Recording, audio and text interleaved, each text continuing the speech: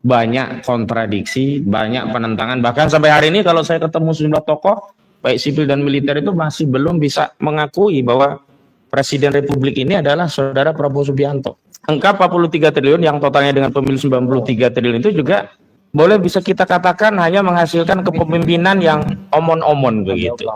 Omon-omon itu sendiri sebenarnya kan dipopulerkan oleh Presiden Prabowo Subianto yang saat itu menjadi capres, yang pada intinya bahwa hari ini banyak sekali orang yang hanya bernarasi, hanya bermain citra, tapi tidak bertindak nyata. Maka sebutannya disebut dengan omon-omon atau hanya omong doang gitu. Tapi apa lacur ternyata saya mohon izin Bapak Presiden Prabowo Subianto, kualifikasi hanya omon-omon itu saya rasa hari ini juga bisa disematkan pada era pemerintahan yang sebenarnya sudah 2 bulan berjalan ini. Ya, ini tepatnya sejak 20 Oktober 2024 yang lalu, di mana hari itu adalah hari penanda peralihan kekuasaan dari rejim sebelumnya, yakni Saudara Joko Widodo, dan beralih kepada presiden yang baru, yakni Saudara Prabowo Subianto.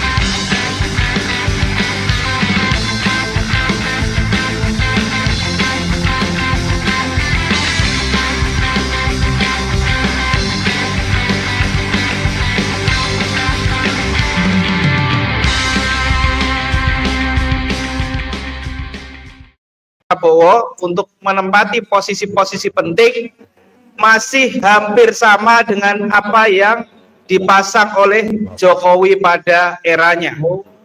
Pun kita tahu akhir-akhir ini PIK 2 telah menjadi berita nasional dan sampai dengan detik ini belum ada statement dari Pak Prabowo yang berpihak kepada rakyat yang menolak represivisme dari pembangunan PIK 2 yang kemarin memang disahkan oleh Jokowi sebagai PSN.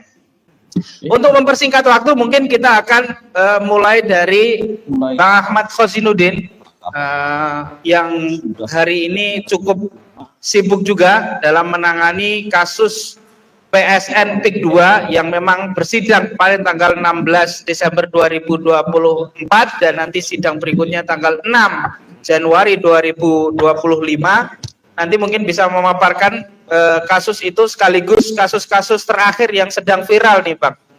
Khususnya adalah bagaimana Harvey Muiz yang korupsinya ratusan triliun kemudian hanya dihukum 6,5 tahun saja. Nanti bisa dielaborasi. Silakan Bang Ahmad Khozinuddin. Baik, bismillahirrahmanirrahim. Assalamualaikum warahmatullahi wabarakatuh. Alhamdulillahi rabbil alamin wa bihi nasta'in ala umurid dunya waddin wa ala alihi wa sahbihi ajma'in, amma ba'd. Pada rekan-rekan sejawat juga tokoh-tokoh yang hadir pada kesempatan kali ini ada Bang Azam Khan, Sekretaris Jenderal Tim Pembela Ulama dan Aktivis, ada Bang Ismar Safruddin, Ketua Tim Advokasi Bela Ulama, Bela Islam, yang kita tahu kiprahnya dalam membela ulama-ulama kita dari narasi war on terrorism yang sejatinya adalah war on Islam, karena kasus-kasus terorisme ternyata pada faktanya bukanlah upaya untuk memerangi kejahatan, tetapi upaya untuk menjadikan ulama dan ajaran-ajaran Islam itu seolah-olah penjahat dan kejahatan yang harus diperangi. Sehingga kita tahu bahwa banyak kasus-kasus yang terjadi dalam narasi war on terrorism itu adalah war on Islam. Jadi kriminalisasi terhadap umat Islam dan ajarannya. Dan ada Bang Taufik Bahaudin, beliau dari UI Watch yang terus concern untuk memelototi ya berbagai persoalan bangsa terkait fenomena kebangkitan Neo PKI begitu, dan ini juga terus menjadi persoalan yang tidak pernah bisa diselesaikan secara tuntas karena negara itu tidak mengadopsi masalah ini sebagai masalah yang krusial, sehingga ancaman dari kedaulatan negara oleh ideologi komunisme dan sosialisme itu terus menjadi bahaya laten bahkan bahaya aktual begitu. Nanti juga akan ada yang lainnya begitu. Tapi kita bisa simpulkan tahun 2024 itu yang paling kontras itu adalah kita bisa sebut sebagai tahun politik. Karena di 2024 itu ada gawe nasional, ya ini pemilu dan pilpres yang sudah kita laksanakan, bahkan disusul dengan pilkada secara langsung untuk pemilihan kepala daerah, baik gubernur, bupati maupun wali kota yang belum lama ini juga sudah selesai. Yang kalau kita perhatikan dengan anggaran hingga 93 triliun rupiah, ternyata gawe politik nasional khususnya pilpres dengan biaya yang mahal. Pemilu pilpres itu ada 93 triliun, untuk pemilihan presiden dan wakil presiden itu sendiri 43,7 triliun. Ternyata anggaran negara yang diambil dari pajak rakyat dengan angka 43,7 triliun itu, menurut sejumlah kalangan atau saya kutip netizen itu, proses pilpres kita hanya menghasilkan kelas pemimpin pembagi susu keliling gitu ya. Jadi angka 43 triliun hanya dapat pemimpin yang kualitasnya tukang bagi susu keliling ini. Inilah ironi gitu ya. Dan kemudian angka 43 triliun yang totalnya dengan pemilu 93 triliun itu juga boleh bisa kita katakan hanya menghasilkan kepemimpinan yang omon-omon begitu. Omon-omon itu sendiri sebenarnya kan dipopulerkan oleh Presiden Prabowo Subianto yang saat itu menjadi capres, yang pada intinya bahwa hari ini banyak sekali orang yang hanya bernarasi, hanya bermain citra, tapi tidak bertindak nyata. Maka sebutannya disebut dengan omon-omon atau hanya omong doang gitu. Tapi apa lacur, ternyata saya mohon izin Bapak Presiden Prabowo Subianto, kualifikasi hanya omon-omon itu saya rasa hari ini juga bisa disematkan pada era pemerintahan yang sebenarnya sudah 2 bulan berjalan ini. Ya, ini tepatnya sejak 20 Oktober 2024 yang lalu, di mana hari itu adalah hari penanda peralihan kekuasaan dari rejim sebelumnya, yakni Saudara Joko Widodo, dan beralih kepada presiden yang baru, yakni Saudara Prabowo Subianto. Terlepas hasil pilpres itu banyak persoalan, banyak kontradiksi, banyak penentangan. Bahkan sampai hari ini kalau saya ketemu sejumlah tokoh, baik sipil dan militer, itu masih belum bisa mengakui bahwa Presiden Republik ini adalah Saudara Prabowo Subianto. Sampai hari ini. Ya, karena prosesnya yang bermasalah gitu. Tapi terlepas bahwa pada akhirnya seluruh rakyat menaruh harapan besar kepada Presiden Prabowo Subianto, karena bagaimanapun pada akhirnya dialah yang dilantik sebagai presiden, dialah yang mendapatkan amanah untuk menjalankan konstitusi, maka adalah layak, wajar, dan manusiawi ketika segenap elemen anak bangsa, seluruh rakyat Indonesia menaruh harapan besar kepada Presiden Prabowo Subianto. Tapi terlepas kita tidak bisa menjadikan periode 2 bulan kekuasaan Saudara Prabowo itu sebagai indikator, tapi setidaknya 2 bulan ini bisa kita lihat arah kebijakannya itu seperti apa ke depan. Kalau ada narasi melanjutkan dalam konteks hal-hal yang positif, tentu siapapun tidak menampik gitu ya, bahkan mendukung hal-hal yang baik di era sebelumnya. Walau kita juga bertanya, di era rejim Jokowi itu yang baik yang mana begitu kan. Ijazah palsu ada di era rejim Joko Widodo, ya kan. Ya, ijazah dari luar negeri yang nggak jelas kemudian menjadi wapres ya di eranya Joko Widodo. Wapres belum genap usia 40 tahun juga di eranya saudara Joko Widodo. Kriminalisasi ulama, bahkan ulamanya sudah sempat diundang ke kantor Istana Presiden tapi ditangkap sebagai terorisme, itu juga terjadi di eranya saudara Joko Widodo. Ya, kenaikan pajak TDL, BBM yang ugal-ugalan itu juga terjadi di era saudara Joko Widodo. Sebenarnya sampai hari ini ya secara objektif kita masih masih bingung gitu loh. Hal positif mana yang hendak dilanjutkan yang menjadi legasinya dari saudara Joko Widodo. Apalagi dalam periode 2 bulan ini justru indikatornya akan melanjutkan apa-apa yang dulu kita kritik di era rejim Joko Widodo. Dalam bidang ekonomi misalnya lah, ya. Dari dulu kita tahu bahwa persoalan bangsa kita itu memang kemampuan ekonomi kita belum maksimal, dan semestinya pejabat-pejabat kita baik di pemerintahan maupun DPR itu mencontoh emak-emak ya yang di rumah tangga itu. Kalau menyusun anggaran pendapatan dan belanja rumah tangga APBRT, emak-emak itu selalu menyusun pengeluaran berdasarkan pemasukan yang diberikan oleh suami mereka. Jadi kalaupun mereka ya mendapat anggaran pemasukan dari belanja suami mereka sehari misalkan hanya 50.000, maka dia membelanjakan ya sebatas 50.000 itu secukupnya.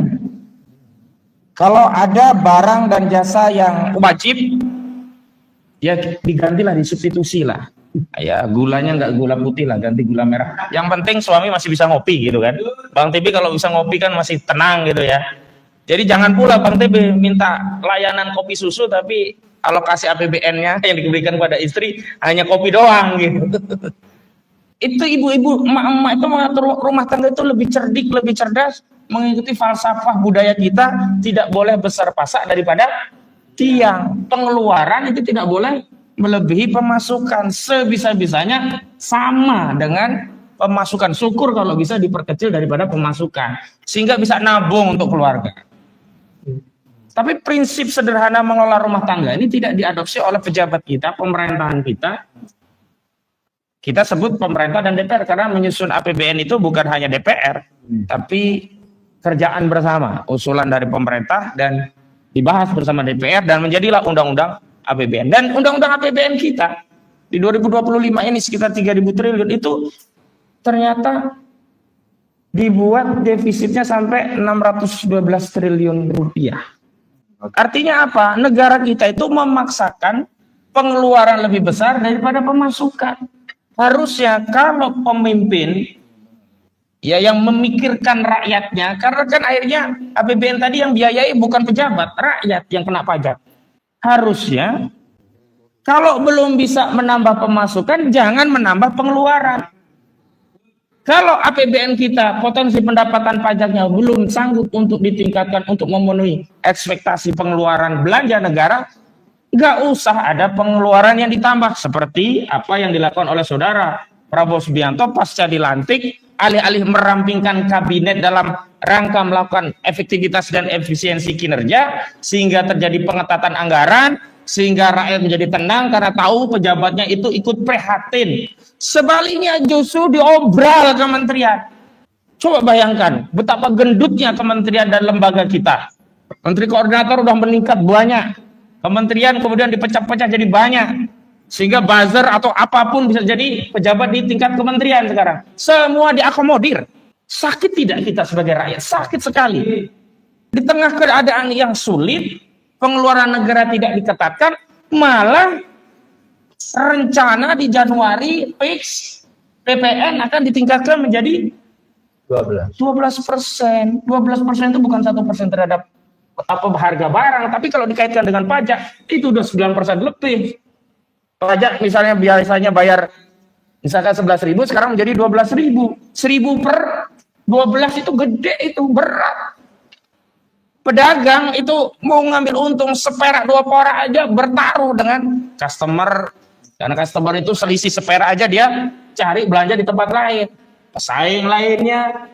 Belum lagi keran bisnis kita untuk produk-produk import dari China dibuka seluas-luasnya. Coba bayangkan, pedagang-pedagang di Republik ini benar-benar menjadi seorang yang yatim piatu, tidak dilindungi oleh negara. Mereka harus bertarung sendiri, modal sendiri, produksi sendiri, tapi dia harus bertarung dengan produk dari China yang proses produksinya didukung secara total oleh negara. Mana bisa kita bertarung, bersaing? Ini ibaratnya pedagang-pedagang kita itu petinju kelas ringan atau kelas bulu ya, disuruh bertarung di ring tinju dengan petinju kelas berat. Nah, kemudian pejabatnya ngomongnya enak saja. Salah kalian tidak meningkatkan kinerja kalian. Itu kan kayak Luhut bin Sarpanjaitan. Saat produknya Elon Musk masuk dan itu akan merusak pasar domestik termasuk Telkomsel, alih-alih memproteksi pasar teknologi domestik dari serbuan market dari teknologi digitalnya Elon Musk, Luhut Panjaitan malah ngomong salah sendiri, kita nggak kreatif, nggak meningkatkan kemampuan ilmiah kita untuk meningkatkan kapasitas kita dan seterusnya. Ini kan pejabat yang sangat menyakiti. Saat PPN ditingkatkan 12%, kita dapat bocoran dari Dahlan Iskan, ternyata hari ini batu bara kita yang setiap tahun dari sektor pajaknya bisa menyumbang 120 triliun untuk APBN, ini nggak menjadi barang yang kena pajak. Kurang ajar nggak ini? Jahat sekali ini. Lalu saat kita dikejutkan dengan kabar vonis kepada Muiz, itu siapa kemarin namanya? Harvey Muiz saja berapa? 6 tahun ini? 6,5 tahun. Kita semua prihatin. Kerugian negaranya kan 300 triliun. Kok tiba-tiba kepala negara ikut-ikutan curhat? Presiden Prabowo ikutan curhat, itu menyakiti hati rakyat. Yang lebih menyakiti hati rakyat adalah rencana presiden yang akan memberikan amnesti kepada koruptor. Nah, ini kan sama-sama menyakiti rakyat. Hakimnya meringankan vonis bagi koruptor, presidennya memberikan ampunan kepada koruptor. Lengkap sudah penderitaan rakyat kita ini. Sementara kekayaan alam kita yang luar biasa, yang berulang kali kami sudah membuat seruan agar sektor pertambangan kita dinasionalisasi. Hanya dari sektor 4 atau 6 komoditi saja kita dapat 7.000 triliun per tahun. Batu bara saja. Kalau dinasionalisasi, kita bisa dapat banyak ketimbang memaksa naikin pajak 12% kepada seluruh rakyat yang miskin. Batu bara itu, modal produksi batu bara 1 ton cuman 30 US dollar. Harga batu bara berapa?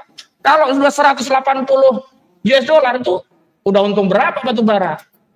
Apalagi batu bara sempat di 300 US dollar per ton, modalnya cuma 30 perak dolar. Harus kan ini yang diambil oleh negara kalau memang benar-benar menjadi macan Asia. Ambil kekayaan alam, nasionalisasi, kelola oleh negara. Modal 30 dolar ya per ton itu mudah, ambil aja APBN murah daripada habis untuk BUMN yang nggak jelas keuntungannya. Setiap tahun laporan keuangan BUMN rugi, mending saja suruh nasionalisasi batu bara modal 30 US dollar per ton. Tinggal sekarang saya nggak tahu update terkini sekitar 200-an atau 150. Tapi pernah batu bara itu pada saat naik-naiknya jaya-jayanya sampai 300 US dollar per ton. Jadi hari ini kenapa kita harus mengaitkan peristiwa yang lalu untuk refleksi kita di masa depan? Ini sebagai pengingat, bukan hanya pengingat pada pemerintah, kita semua pengingat kita sebagai rakyat. Agar kita terus memelototi kekuasaan ini. Kenapa? Fungsi DPR sekarang ini mati. Yang harusnya bicara seperti ini bukan kita yang nggak pernah digaji. Kita nggak pernah dapat anggaran dari negara.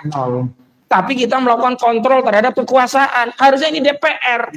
Tapi karena DPR tidak berfungsi, maka kita mengajak seluruh rakyat untuk benar-benar mengawasi jalanan roda kekuasaan. Sebab hari ini nggak bisa kita mengatakan, biarin aja lah. Toh mereka yang berkuasa, toh mereka yang akan diminta pertanggungjawaban DR. Enggak, kita kena dampaknya baik di dunia maupun di akhirat. Dalam hadis Nabi Muhammad SAW, beliau SAW bersabda, man ra'a minkum munkaron falyughayyirhu biyadihi fa illam yastati fa bi lisanihi fa illam yastati fa bi qalbihi fadzalika adaful iman. Jadi kalau kita melihat kemungkaran, Nah, tindakan penguasanya dot ya keringat rakyat, sementara membiarkan kekayaan alam kita dinikmati oleh oligarki, membiarkan batu bara kita dikelola oleh orang asing yang kaya raya. Luhut Panjaitan gara-gara batu bara, Haji Ihsan gara-gara batu bara, Abu Rizal Bakri gara-gara batu bara, atau perusahaan-perusahaan swasta, grupnya Erick Thohir, grupnya yang orang yang kekayaannya disimpan di Singapura itu, Lau Tok Kok atau siapa itu. Ini adalah sebuah kezaliman. Kenapa kok kita rakyat yang punya mandat pada kekuasaan ini tidak dilayani, sementara oligarki yang mereka sudah kaya raya dikasih fasilitas lagi tambah kaya raya. Dan terakhir yang saya ingin katakan kasus PIK 2. Partai Indah Kapuk 2 yang kemudian difasilitas proyek strategis nasional oleh rejim Jokowi, dan dengan dalih status PSN PSN itu, maka oligarki PIK 2, oligarki properti PIK 2 ini melakukan proses pembebasan lahan seolah-olah semuanya menjadi PSN, lalu melakukan intimidasi kepada rakyat, memaksa rakyat akhirnya tanahnya dibeli dengan harga murah 30.000 sampai 50.000 perak per meter. Ketika dikelola oleh oligarki properti dijual menjadi 30 juta per meter, yang kemudian mereka berdalih hari ini, oh itu gak PSN semua, tapi itu baru mereka sampaikan hari ini setelah ada kritik tengah-tengah masyarakat. Ini sudah lama kasus ini. Bang Said Didu itu udah 6 bulanan bergerak sendiri awalnya. Dan saya mengadvokasi dengan kawan-kawan tadi di MOR PTR ya. Jadi TA itu tim advokasi, MOR PTR itu adalah melawan oligarki rakus perampas tanah rakyat.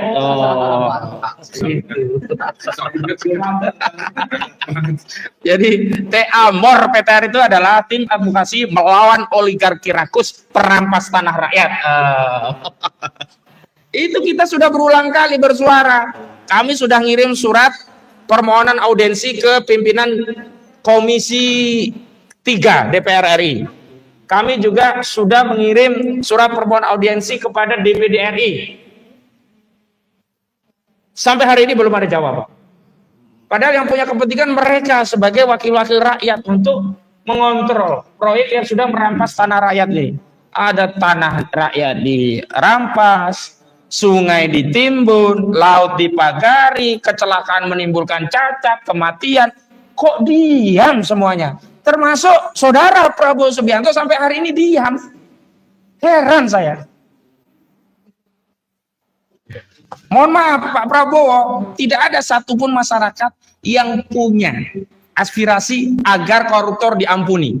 Tapi tiba-tiba pemerintahan Anda mau mengeluarkan wacana akan memberikan amnesti kepada kepada koruptor-koruptor. Anda bicara terhadap sesuatu yang tidak dibicarakan oleh rakyat Anda. Hari ini seluruh rakyat membincangkan tentang kezaliman PSN di berbagai wilayah. Di Rempang, termasuk di Banten PIK 2. Di Rempang ada saudara Tommy Winata yang punya Rempang Eco City. Di Banten ada saudara Aguan atau Sugianto Kusuma yang punya proyek pantai Indah Kapuk 2. Semua sudah protes. Ulama-ulama bersuara. Jawa Timur sekarang masuk. Jawa Timur sekarang juga iya, di Surabaya. Tapi kenapa kok tidak ada respon resmi dari negara gitu? Saya bertanya, negara ini dibentuk untuk siapa? Untuk melayani rakyat, melindungi rakyat, memenuhi hajat rakyat, atau menjadi pelayan, pelindung, dan memberikan kemaslahatan bagi oligarki? Kalau jawabannya yang kedua, oh ya sudah, kami tidak akan mempertanyakan lagi. Karena faktanya negara ini dibuat hanya untuk melayani oligarki. Negara ini memang untuk melindungi oligarki. Negara ini memang untuk menciptakan peluang bisnis dan keuntungan besar bagi oligarki. Sudah, kami nggak akan protes. Tetapi kalau itu yang terjadi, tentu kami berhak marah. Kenapa? Karena saat kampanye tidak pernah ada satupun calon presiden yang menyatakan negara ini dibangun untuk kepentingan oligarki. Tidak ada. Mereka semua mengatakan kami akan berdiri bersama rakyat. Kami akan wakafkan sisa hidup kami untuk rakyat. Semua untuk rakyat. Sekarang kami bertanya, rakyat yang mana? Tenggelam bersama rakyat. Ingin timbul dan tenggelam bersama rakyat gitu loh. Tenggelamnya doang. Mohon maaf, sudah terlalu lama diam. Ada sebagian yang meminta, tunda dulu kita. Mungkin lagi persiapan. Mungkin lagi ambil langkah taktis. Enggak, ini udah terlalu lama. Korbannya udah banyak. Di Pontang kemarin waktu kita dengar aspirasi masyarakat Kecamatan Pontang ya, banyak sekali keluhan yang ternyata mereka memendam sekian lama, bingung mau mengadu kemana, kepada siapa. Padahal kita punya negara, punya pemimpin. Hari ini rakyat seperti yatim dan piatu, seolah-olah tidak punya pemimpin. Mau ngadu kepada siapa? Makanya rekomendasi kami dari refleksi ini ke depan adalah baik pada pemerintah, pada Presiden Prabowo khususnya yang saat ini diberi amanah untuk memimpin kekuasaan, dengarkan aspirasi rakyat. Ingat, kualat kalau membangkang kepada aspirasi rakyat. Kualat. Banyak penguasa itu jatuh karena dia membangkang terhadap aspirasi rakyat. Tidak menunggu bertahun-tahun. Apakah saudara Prabowo Subianto itu kalah dengan saudara Aguan? Sehebat apa Aguan atau Sugianto Kusuma sehingga saudara Prabowo Subianto nggak berani ngomong tentang Aguan? Satu kalimat saja nggak ada. Makanya saya sudah katakan di sejumlah tulisan, kalau hari ini ada orang masih membela PIK 2, membela saudara Aguan, pasti satu di antara 4 golongan. Golongan pertama, memang dia karyawan Aguan, kerja, dia membela Aguan untuk kerjaan dia, entah jadi direksi, komisaris, pekerja, baik di level tinggi atau rendah. Maka sejatinya dia tidak membela proyek PIK 2, membela pekerjaan dia sendiri, membela perutnya sendiri. Yang kedua, orang-orang yang digaji, dikasih makan, baik sebagai konsultan media, konsultan hukum, dan sebagainya, oleh Aguan. Dan dia juga bekerja karena dikasih tulang. Kalau nggak ada tulang, nggak mau dia membela PIK 2. Hari ini semua marah pada PIK 2. Yang ketiga, orang-orang baik dari oknum aparat, pejabat, TNI, militer, purnawirawan, dan sebagainya, yang memang hidupnya menyalak makan dari tulang Aguan. Maka mereka bersuara, nggak punya malu lagi sekarang, terbuka membela. Kalau dulu, saya mohon maaf, tutup mata saja. Ada purnawirawan jenderal kerja di oligarki tertentu, karena mereka membatasi, menjaga marwahnya, nggak membuka diri keluar, ya kita hormatilah, namanya cari makan. Hari ini nggak punya malu, terbuka terang-terangan membela oligarki. Mana rakyat ini? Menawarkan diri, bukan cara. Bahkan ada yang menawarkan, ya. Dan yang keempat, orang yang gila atau setidaknya rusak akalnya. Kenapa? Nggak mungkin di saat masyarakat tergusur, sengsara, menderita, kok dia berpihak kepada oligarki yang merampas tanah. Dan saya sudah katakan, isu di PIK 2 itu tidak sekedar isu perampasan tanah, tapi isu kedaulatan negara. Terakhir saya dalam diskusi mengomentari tentang iklan PIK 2 menggunakan bahasa Cina dan Inggris. Kan berarti segmennya mau disasar adalah asing. Selesai kedaulatan negara kita, bapak-bapak. Pak Prabowo selesai. Sudahlah. Gak usah latah ikut pidato mengomentari apa yang terjadi di tengah masyarakat. Kami rakyat itu butuh kebijakan yang pro pada kami. Ukuran sederhana kalau negara ini berpihak kepada rakyat dalam kasus PIK 2 itu adalah segera ya cabut status PSN PIK 2, segera hentikan proyek PIK 2 ini, dan yang ketiga audit seluruh pelaksanaan proyek PIK 2.